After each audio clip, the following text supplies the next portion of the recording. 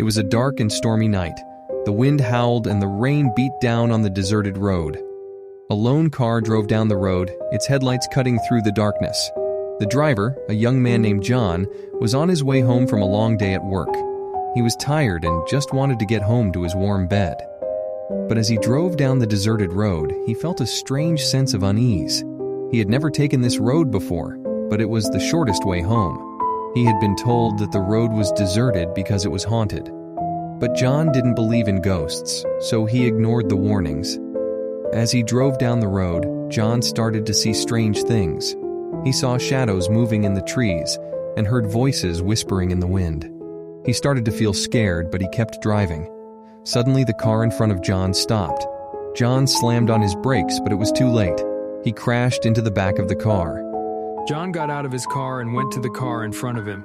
He knocked on the window, but there was no answer. He tried to open the door, but it was locked. John started to feel scared. He didn't know what to do. He was alone on a deserted road and his car was broken down.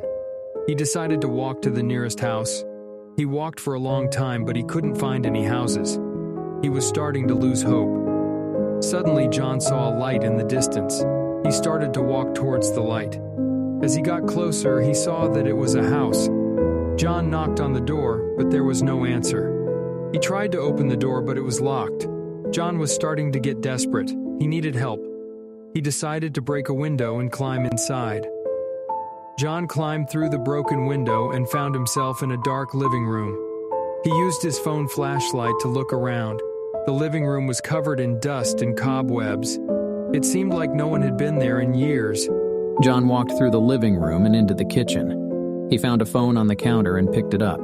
He tried to dial 911, but the phone was dead. John was starting to panic. He was trapped in a haunted house on a deserted road. He decided to go back to the living room and see if he could find a way to get out of the house. As he walked through the living room, he heard a noise. He stopped and listened.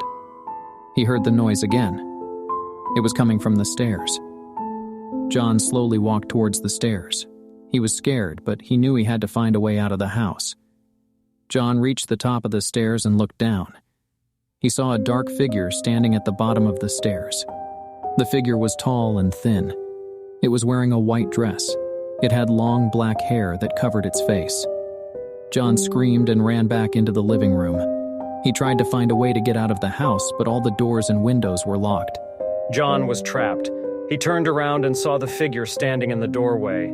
The figure walked towards John. John backed away, but he couldn't go any further.